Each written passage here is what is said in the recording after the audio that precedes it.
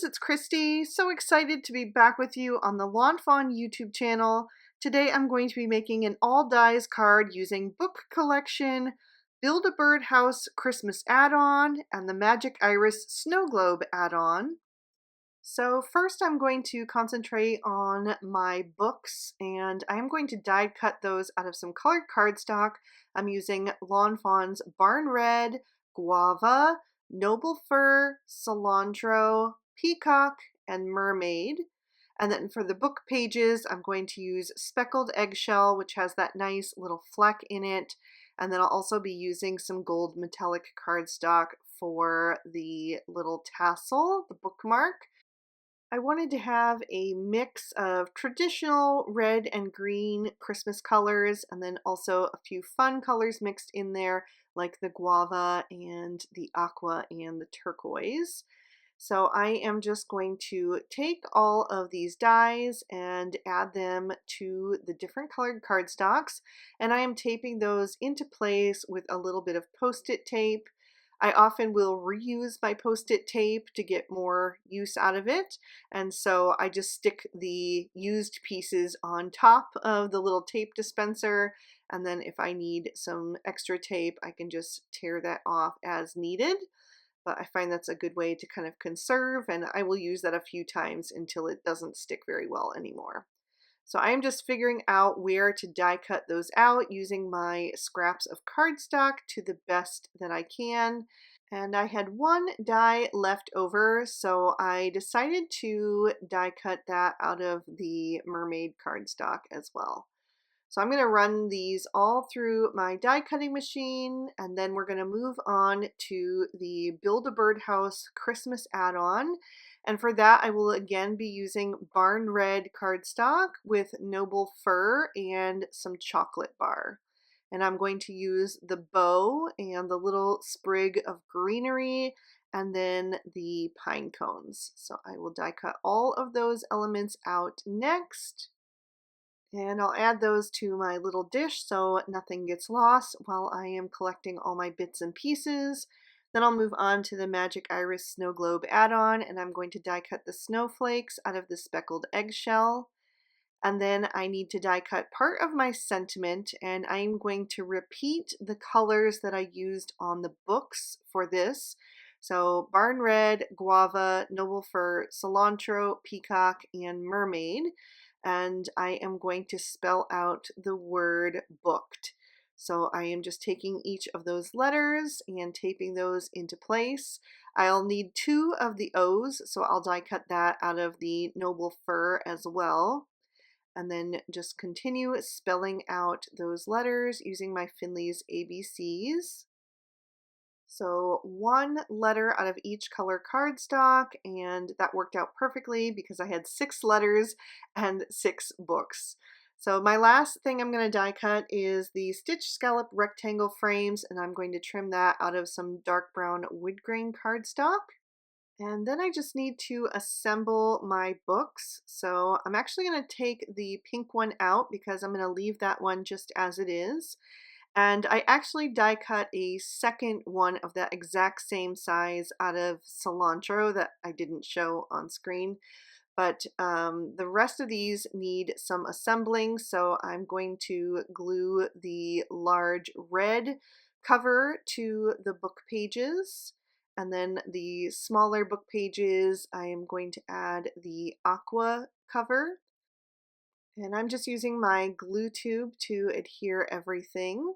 You can add the glue to the back of the actual cover or just along the edges of the die cut. It leaves behind a little ridge so you know where to add your glue. Then for these other books, I'm going to layer them up. So I'm going to put the Noble Fir over top of the Cilantro skinnier book. And then I'm going to put the Peacock over top of the Mermaid for the chubbier book.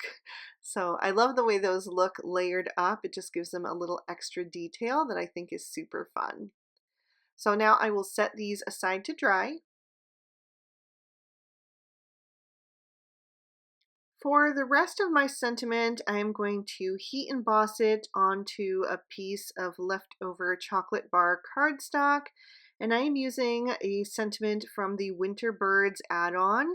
So I'm going to treat that cardstock with my Rabbit Hole Designs powder tool and then ink up the sentiment with some Versamark ink.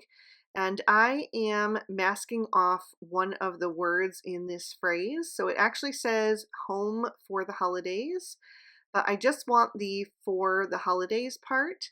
So I'm going to replace my mask and ink that up one more time, and then I always press really lightly when I'm using the Versamark ink because I want to be really careful not to make the letters kind of squished out and distorted. And then I'll coat that in some lawnfawn white embossing powder and just use my fingernail to clean up any extra that was clinging on.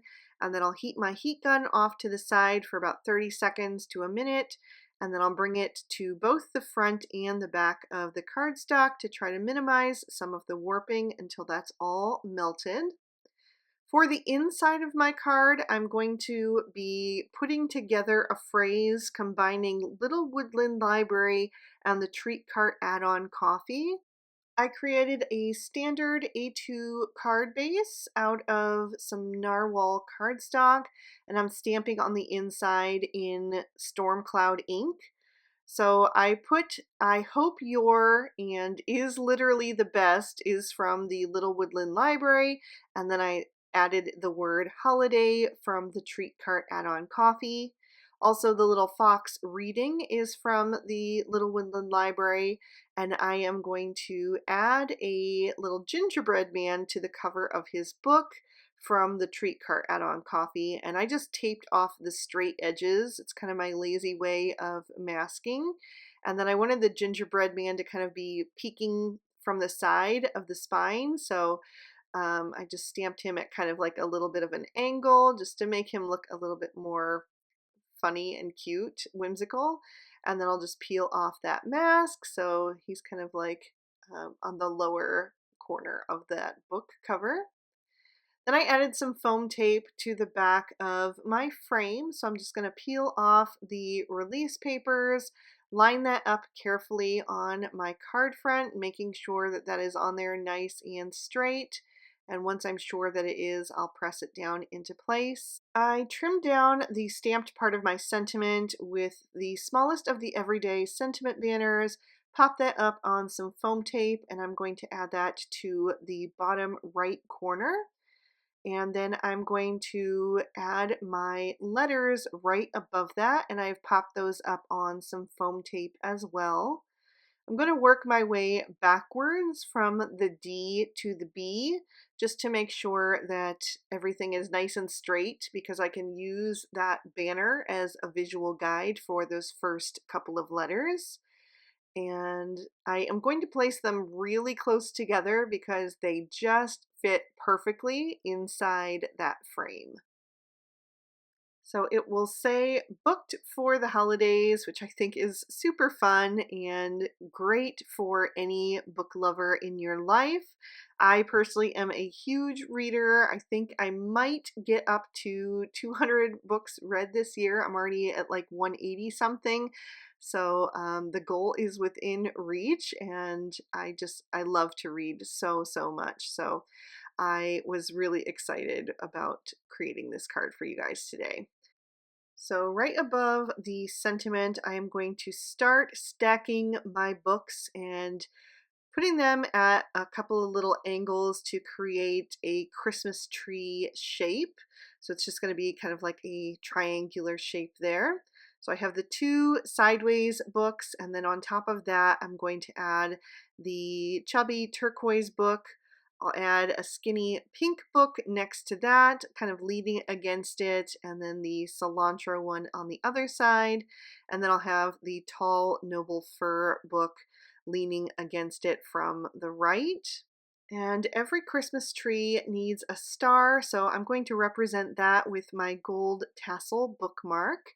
And actually, when I was in Paris for my birthday this year, we were walking down the street at all of these different little vendors that were selling all kinds of goods. And we found one that was selling these metal gold colored bookmarks, and they had all different kinds, different styles, and my husband bought me one for my birthday, and it has like a little owl and a book and a feather kind of hanging down, and you tuck it in a book, and then it is like a little decoration just like the one on that turquoise book. So that was a really precious special memento that I brought back from my trip that I will always treasure.